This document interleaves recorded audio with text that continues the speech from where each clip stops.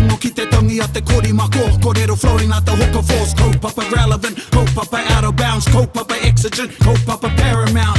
Nā ko nā whakapiri mai ki te kaupapa tino whakahira hira whakarongo pi kari kari mai. Hare hare mai, o Taringa hare hare mai. We gotta listen up, gather up, come on. Gather up close everybody, gather up close everybody.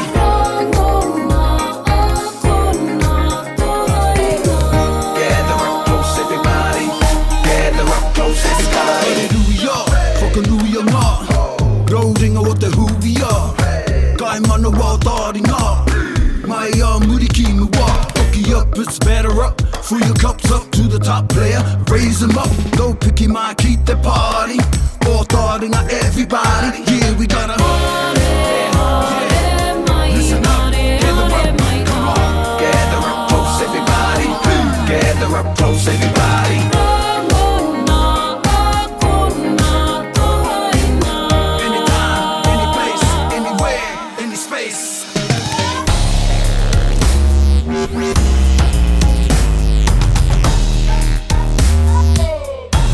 Kani move that body.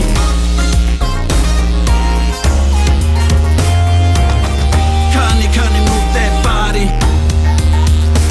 A little glimpse into history, strategies and tragedies. Iwi o te wiki young reveling. Mysteries and tikanga. 101 kupu ho and Kiwa Hā. Waiata o te wiki. Mō te atea, koia rā ngā taunga. Every once upon a time. E huki whakamuri ana, whakapiripiri mana. Listen up, gather up, come on. Gather up close everybody. Gather up close everybody.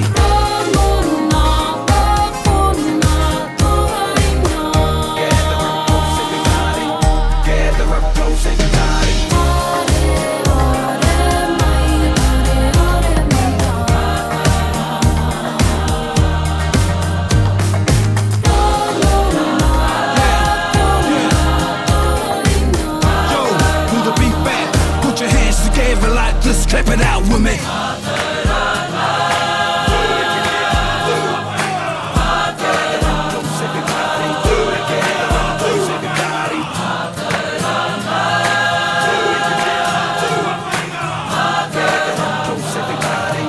Gather up close everybody.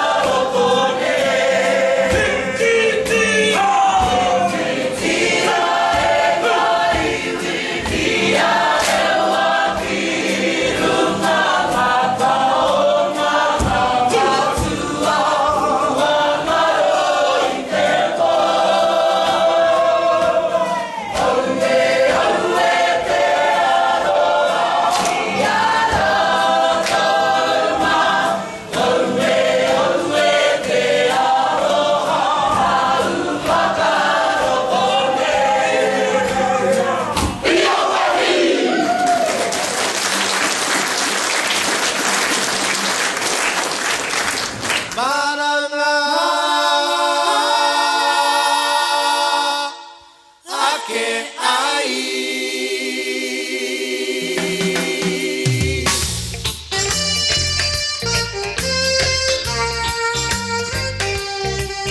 There's a movement on the street. People moving, they shuffle to the beat. I hear them talking on the street. Words like freedom from oppression, 'cause that's what my people need. So when you hear me, Maranga Ake Ai, Aquane, Maranga Ake Ai, I said it soon come now.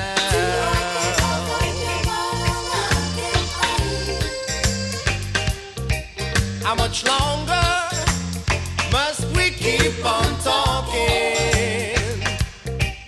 A million miles already, and we still go walking. All my life I get taught about the right of the great right way. I said, how much longer before we get up and say, what people? Maranga Ake Ai, ai, ai.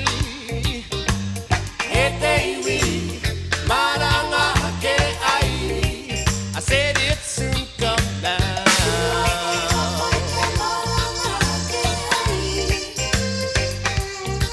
No more knocking on closed doors. I said, Maori people, gotta wake up, gotta take up the course.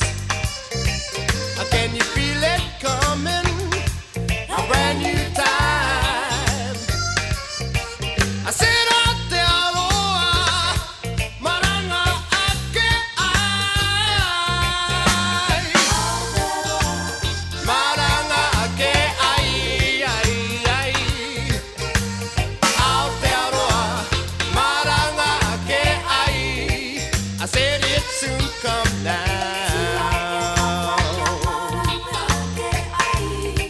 I said it soon come now.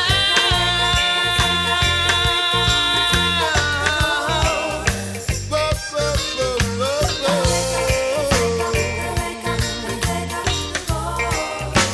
Wake up, people.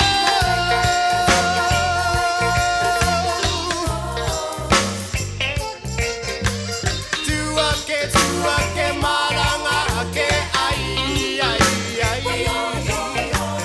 Papaikia, Maranga Ake Ai, ai, ai. Maranga Ake Ai, ai. Oh, it's soon come.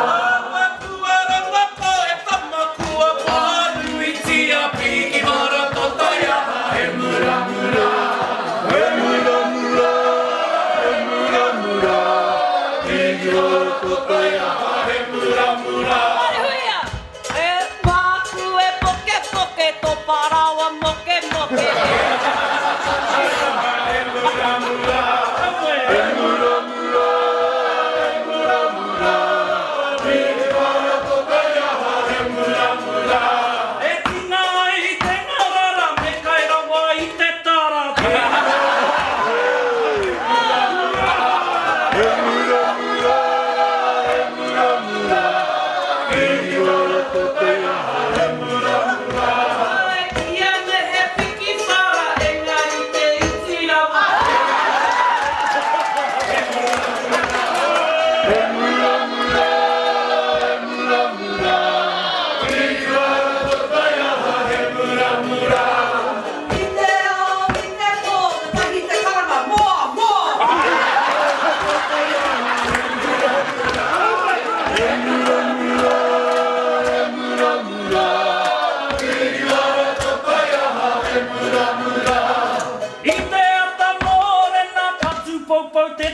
nā pia.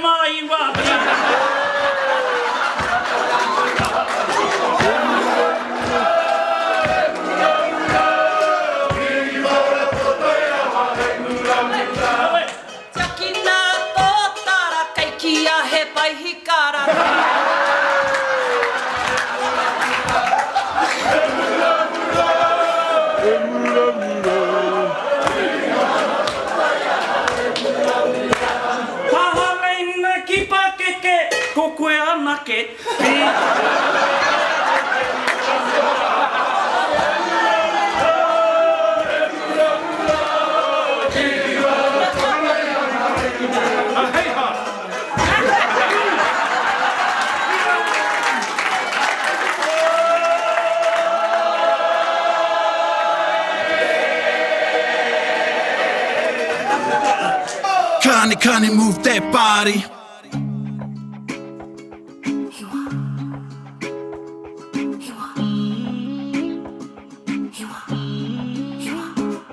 I wanna send my wishes up to Hiwa-i-te-rangi. She is bright, she is shining, she is star of Matatini. Plant me in the ground, facing Hiwa-i-te-rangi. Side the prayers, giving thanks. She unknowing Matatini.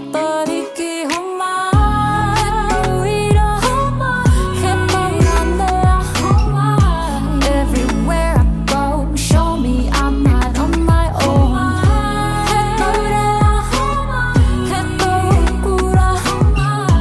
In my heart of hope, seeds of love for everyone.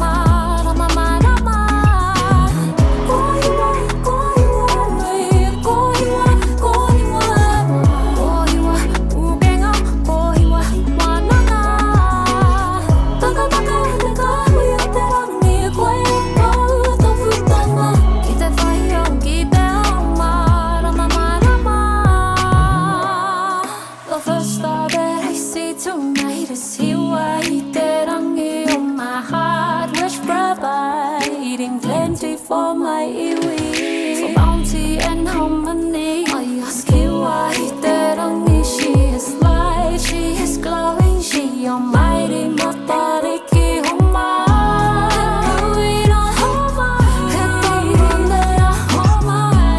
Everywhere I go, show me I'm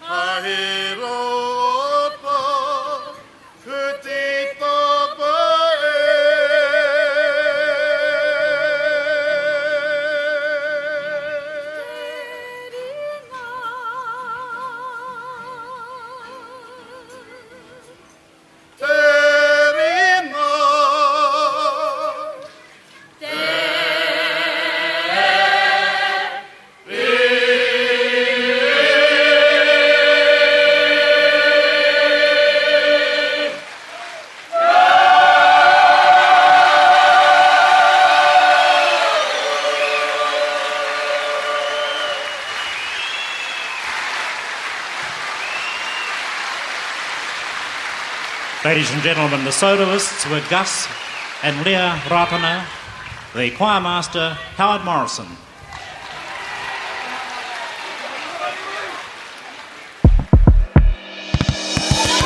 Me whakaronga pi kari kari.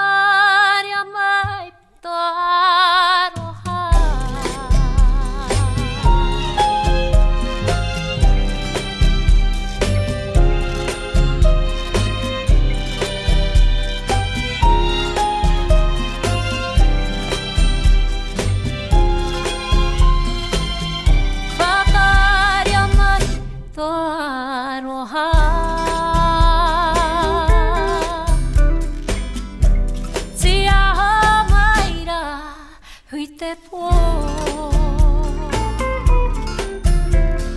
Kia kore rawa hau E ngaro e tumoke moke noa Whakaria mai to aroha Anga he ua I runga I te tipu hou Maringi te ai ho tō Wairua Kiruna I aha Pune une huki runga ki te akakoa Ia tipu ai he pua wae hongore Mo te tangata I tipu ake te pono I te whenua Ka titira iho te tika I te rangi He honore he kororia He maunga rongo ki te whenua He pakaro pai ki ngā mea katoa Te rangi mari me te rongo pai Ka pupuritia mo ake tonu Kua pipirata tau katoa ki te tane marena hou Hai aranga pumaru mo ake tonu Ana he ua I runga I te tipu hou Maringi te ai ho tō Wairua Kiruna I aha Pune une huki runga ki te akakoa Ia tipu ai he pua wae hongore Mo te tangata He pua wai honore Mo te huga lawa kore Mo te pāti Mo te huga kei Te paurie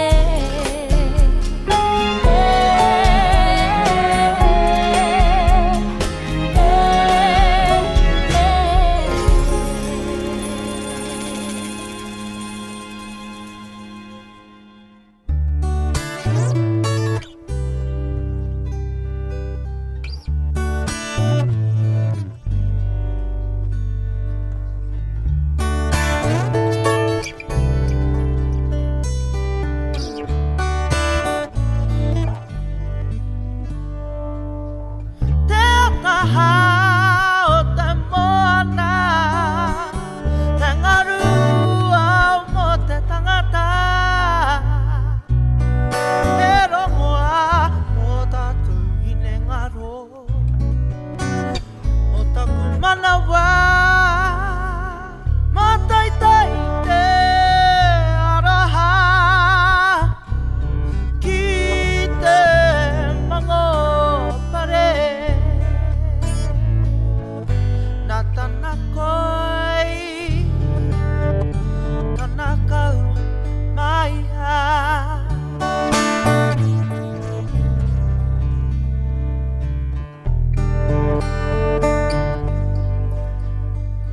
Ko te ngaru e maruru ki te o nebu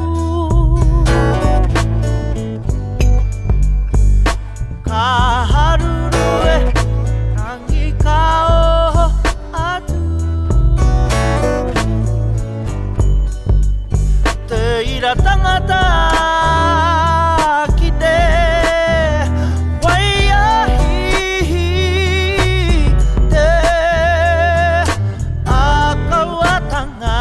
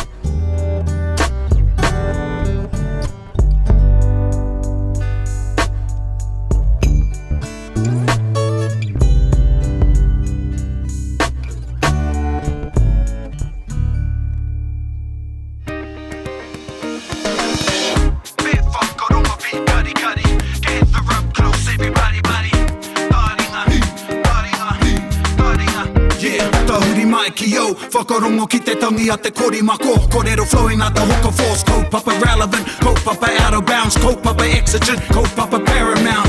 Nā kona whakapiri mai ki te kaupapa tino whakahira hira. Whakarongo pi kari kari mai, hare hare mai. O Taringa hare hare mai. We gotta gather up close everybody. Gather up close everybody.